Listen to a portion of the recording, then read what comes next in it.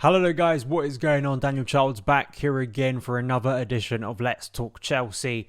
Chelsea's penultimate game of the Premier League season against Man United later tonight. I will be reacting to it on the channel, but I did want to make a news show before it because important stuff to speak about. Mason Mount's future, how that links to Man United, Todd Boehly apparently stepping back at Chelsea, and the end of season awards being cancelled. We're going to be speaking about that today in the news show. If you are new around here and want to see more Chelsea content heading into the summer, make sure you like the video. Also turn those notifications on and subscribe so you don't miss any of the uploads. If you're listening on the podcast feed, thank you so much for tuning in. Mason Mount. I wrote a long piece around Mason Mount earlier today for Football.London. You can go and check it out. Link in the description box below. And why I think it would just be terrible for Chelsea to lose Mason Mount this summer, and how crazy it is when we think back to the Champions League win, how he has been viewed over recent years and feeling like he was going to be kind of a key part of Chelsea's future for the long term, and the fact that may not be the reality we see this summer. And it appears that Man United may be the club he's leaning towards if Chelsea do sell this summer.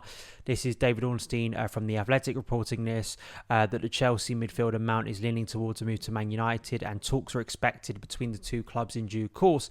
Other clubs interested in Mount are also aware of his preference. Mount's future at Chelsea remains uncertain, with his contract due to expire at the end of next season. A number of hurdles must be cleared. The clubs would need to find an agreement. United are also prioritising the signing of a striker, and there remains a lack of clarity over their ownership. So we've heard about Arsenal, Liverpool. Liverpool, I think, have kind of been there for quite a few months now and seem to be putting in a lot of groundwork to try and make this still a possibility. It feels quite obvious for Liverpool because they have to have a midfield rebuild this summer.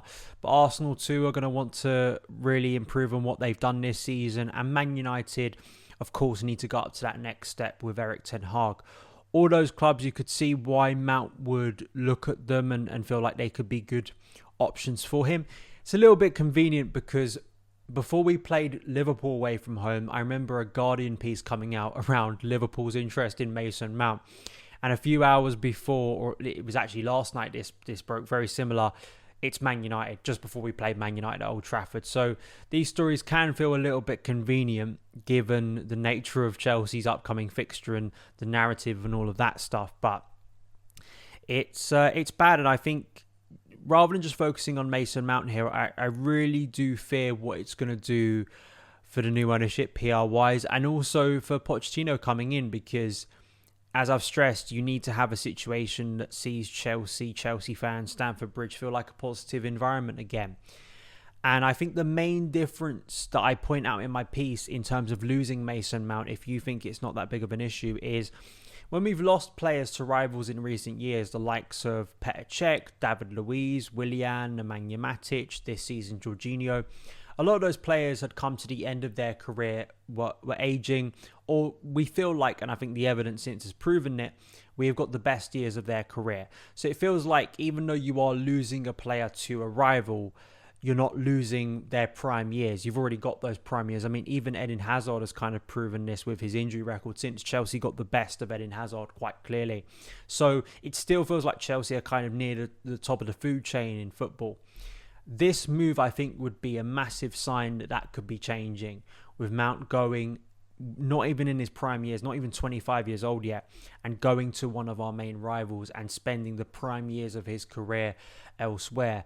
And what that can mean for Chelsea, if Chelsea don't get back to the top of the league, or just some sort of, relevance once again, we get back into Champions League football, that in itself could be a very hard thing for fans to come to terms with. And if Chelsea don't do good business again this summer, what would that mean heading into next season? So it's not only about why I think Mason Mount tactically, technically, his talent and the importance for him, I think, under Pochettino, and why it's just, a no-brainer you keep Mason Mount for me, even though he's had a difficult season.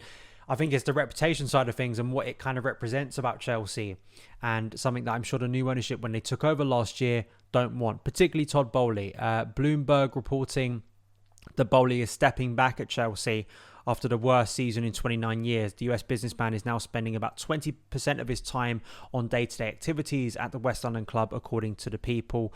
That's down from 50%, including the months following the May 2022 takeover of Chelsea by a consortium, including Boehly and private equity firm Clearlake Capital.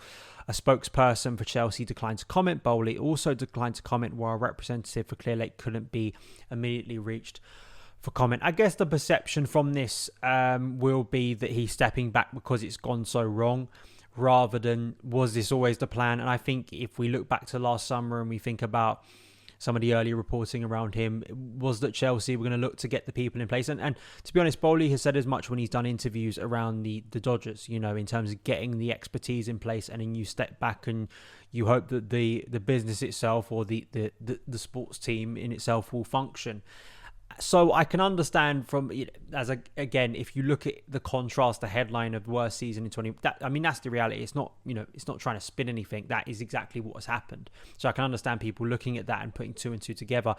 I will find it interesting, as bleak as you can be about Chelsea at the moment, what the perception of Boehly will be in the next year or two if things improve at Chelsea. Because I could see a situation where this kind of report, this kind of thing of him stepping back, will be seen as the reason Chelsea are doing well. And it may be, rather than Chelsea put the right people in place and then things started to function well than they did in a chaotic first year. Because as we know, perception is a thing, and people have already made their minds up over who Todd Boehly is. Even if at times they aren't speaking with all the facts or the actual reporting we have, they've just made a perception of who Todd Boehly is as an individual, even trying to make out that Boehly is the only person involved at Chelsea at times, and there is no Behdad Eghbali, there isn't Clearlake Capital, there isn't a board, there isn't the influx of sporting directors we've had now, and also the fact that the ownership of Chelsea, actually Boehly doesn't hold the majority of that stake. It actually is more for Clearlake Capital, which shows that there is, and I think when I had Liam Toomey on quite a few months back now was saying as much, that needs to be a bit more understanding that Boehly isn't making all the decisions himself. There is a process going on here, but Boehly himself, I think it makes sense.